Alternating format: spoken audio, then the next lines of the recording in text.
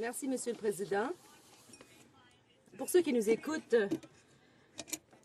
je tiens à dire que c'est curieux que l'honorable ministre partage son temps en l'honneur de la Saint-Valentin et ils vont être également étonnés de voir que le Parti vert va voter contre ce projet de loi, mais je remercie la Chambre de me donner l'occasion d'expliquer ma position. Il faut que ce soit clair. Le député de Western Arctic a exercé un certain leadership à cet égard, mais moi, je ne suis pas là pour vraiment le critiquer. Mais je dois dire que c'est une décision difficile que de voter contre le projet de loi C-15 et je vais le faire. Et je vais vous expliquer pourquoi. Tout d'abord, ce projet de loi aurait dû être présenté il y a très longtemps. Le transfert de responsabilité au territoire du Nord-Ouest, comme l'honorable ministre l'a dit, présente un très grand avantage pour le Yukon, par exemple, et le Yukon a eu droit à cela et il est donc temps d'agir ainsi pour le territoire du Nord-Ouest. Par contre, ce projet de loi a une partie controversée. Le problème, c'est que le projet de loi C-15 fait en sorte que les Premières Nations se voient imposer des changements fondamentaux en ce qui a trait à la gestion de l'eau et à la gestion des ressources. Et j'aimerais donc vous donner une petite mise en contexte, Monsieur le Président, rien que pour souligner à quel point cela sera choquant pour les Canadiens d'un océan à l'autre et qu'ils habitent au territoire du Nord-Ouest ou non. Monsieur le Président, ce n'est pas simplement des arrangements administratifs, ce ne sont pas simplement quelques fonctionnaires qui décident de prendre des décisions et de consolider un office. Non! Nous avons affaire à un office qui est le produit de négociations entre gouvernements. Alors, des négociations avec les Satou, les Gwich'in, les Wekwasi, toute la structure de négociation avec les Klincho aussi. Donc, toute la structure de négociation était axée sur une dynamique de gouvernement en gouvernement. Il y a donc tout un ensemble de décisions, tout un corpus de décisions de la Cour suprême du Canada qui indique que les droits des Premières Nations sont protégés en vertu de la Constitution et le gouvernement a la responsabilité de s'assurer que ces droits ne sont pas brimés. Si un gouvernement désire faire fi de ses obligations en vertu des traités, et ça de façon unilatéralement, et de réécrire des accords qui prévalaient depuis un certain temps, alors il faut croire qu'il y a une crise qui prévaut. Comment se fait-il que ce gouvernement décide d'aller à l'encontre de la loi et d'ignorer les décisions de la Cour suprême, le cas Marshall, Dalgamuk, il y en a beaucoup. C'est rare, en fait, qu'il y ait une si forte jurisprudence qui penche dans le même sens. Toutes ces décisions indiquent que les droits des Premières Nations sont enchâssés dans la Constitution et qu'il faut respecter les traités, surtout en ce qui a trait à l'exploitation des ressources. Voilà pourquoi je trouve que ce projet de loi est extrêmement décevant. Il n'y a pas d'argument qui puisse être avancé pour indiquer que les offices dans leur état actuel fonctionnent mal. Au contraire, si on regarde ce qu'ont dit les témoins devant le comité qui s'est penché sur le projet de loi C-15, eh bien, ces témoins ont indiqué que tout va bien. Et si on regarde la prévisibilité relative de l'approbation des permis, eh bien, on constate que cette prévisibilité était là et il y a eu davantage d'efficacité même par rapport à d'autres offices similaires dans la région. Autrement dit, si l'industrie veut une prévisibilité et si l'industrie veut avoir une véritable idée du délai de traitement, eh bien, si on veut vraiment avoir une qualité de traitement, alors on sait que cet office-là va le faire.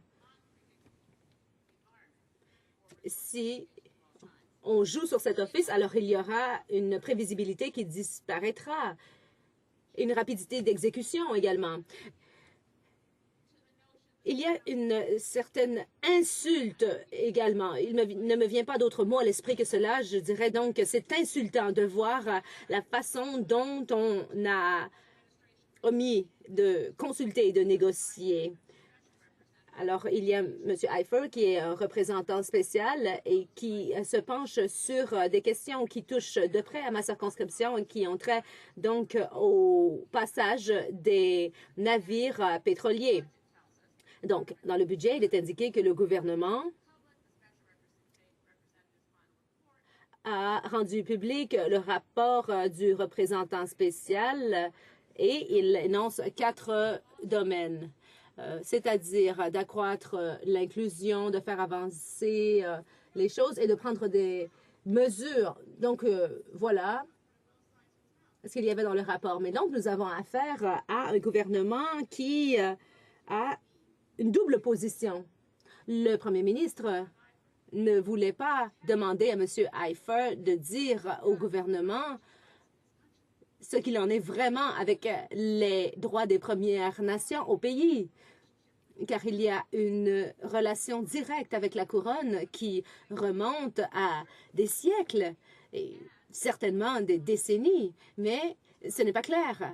M. Eifer a donc dit, et ce n'est pas étonnant, au gouvernement ce que les gens savent, c'est-à-dire qu'on ne peut pas faire fi des droits des Premières Nations, on ne peut pas approuver certains éléments et dire qu'il s'agit d'une consultation, mais les Premières Nations vont dire non, nous ne sommes pas d'accord. Et dans ce cas-ci, c'est encore plus choquant parce que la seule source de recommandation qui permettrait de se débarrasser de ce type d'office, eh bien, cette recommandation a été faite il y a quelques années de cela et c'est dans un rapport rédigé par M. McCracken. M. McCracken a formulé un certain nombre de recommandations où il prônait une transformation du système d'office. Et à ce moment-là,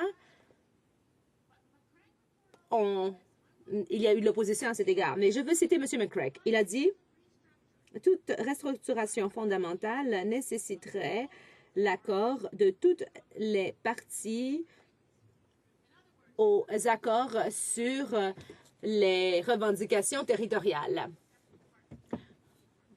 Donc, il y a des parties qui sont inacceptables dans le projet de loi C-15 et on peut se fier sur ce qui était dans le rapport, c'est-à-dire qu'il ne faut pas agir si les Premières Nations ne sont pas d'accord.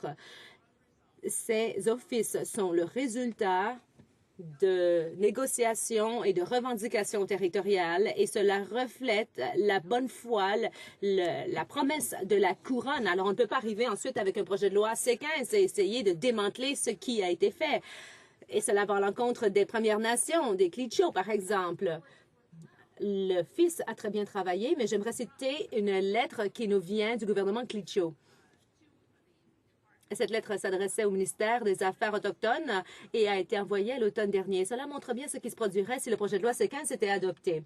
Voilà. Dans le cadre des propositions faites, le scénario changerait, c'est-à-dire que le lien entre les Premières Nations et les offices régionaux serait substantiellement éviscéré.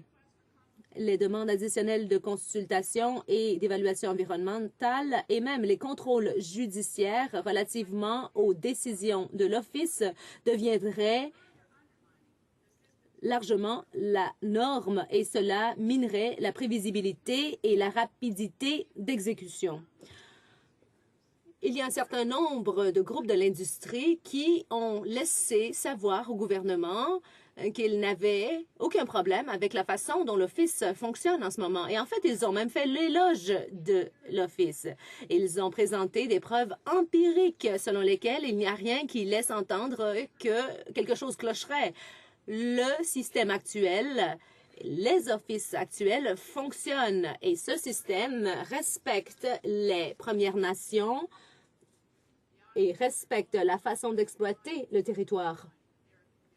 Bon, le député a cité Diamond Mining, ils veulent accélérer le processus, mais il n'y a aucun groupe de l'industrie qui a laissé entendre que le régime actuel ne fonctionnait pas bien.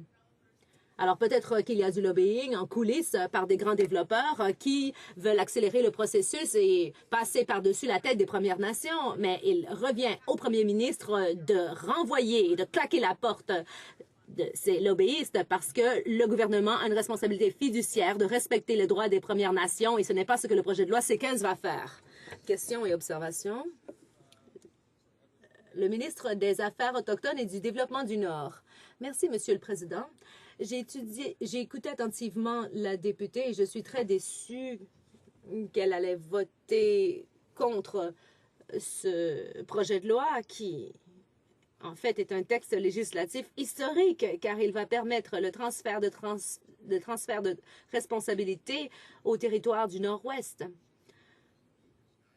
Alors peut-être qu'elle a fait des déclarations mal avisées, mais comment est-ce que, intellectuellement, elle peut affirmer, en toute honnêteté, en cette Chambre, que cela constitue une infraction à un traité ou à un accord sur les revendications territoriales, comme l'accord avec les Gwich'in ou les Litchos?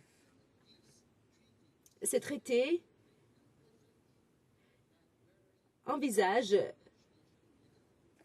précisément ce type de projet de loi dont nous sommes saisis aujourd'hui. À l'article 24 et également 24.6 des accords signés avec les Gwich'in et les Litchos, on indique que tout office de gestion du territoire ou de l'eau. Alors, c'est indiqué clairement. Comment peut-elle affirmer en Chambre et affirmer aux Canadiens que cela constitue une infraction de nos obligations relativement au traité? La députée de Saanich Gulf Islands. Monsieur le Président, est-ce que le ministre avait tenu un langage non parlementaire?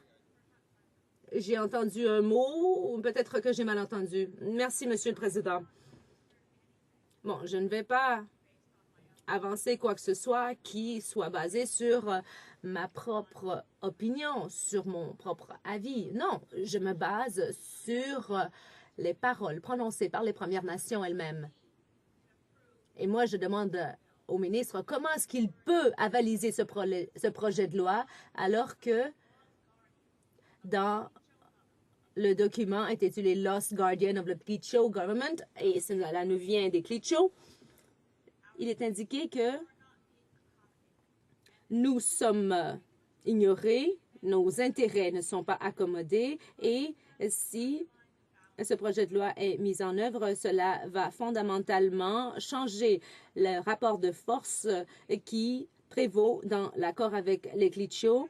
Cela va changer les choses pour ce qui est de l'utilisation du territoire et l'exploitation des ressources. Cela va changer notre mode de vie, etc. Monsieur le Président, je la cite, et rien qu'à voir ce qu'elle a dit, je constate que cela va mener à une contestation judiciaire. Ce gouvernement est en train d'ouvrir la voie au chaos dans l'exploitation des ressources car ils veulent bulldozer leurs idées. Gaspésie, Île-de-la-Madeleine.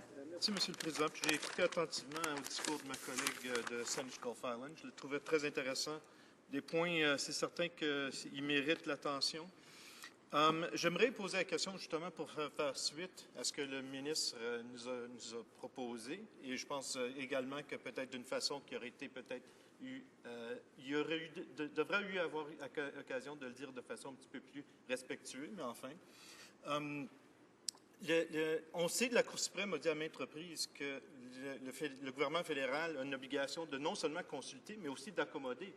Et je pense que c'est ça qui manque dans cette situation ici, qu'il y a eu des consultations, mais l'accommodement semble des fois pas tout à fait à la hauteur de ce que la Cour suprême exige de notre gouvernement. Alors j'aimerais qu'elle puisse peut-être élaborer un peu sur ses interprétations des jugements de la Cour suprême, puis est-ce que le devoir, l'obligation de consulter est vraiment respecté ici. La députée de Saanich Gulf Islands. De Gaspésie et Île-de-Madeleine, c'est vrai je suis absolument d'accord avec son avis, parce que c'est clair que le Cour suprême exige que le gouvernement fédéral consulte, respecte et aussi accommode les intérêts et les droits des Premières Nations, les peuples autochtones du Canada. C'est clair que dans une situation comme ça, comme nous avons les institutions qui sont le produit de négociations, ce n'est pas acceptable, c'est contre la loi et contre les droits des nations premières d'avoir un gouvernement qui fait les changements d'une façon unilatérale. Et c'est pour ça que je pense que cette loi, à l'avenir, peut-être tout le monde va comprendre que c'est contre la loi.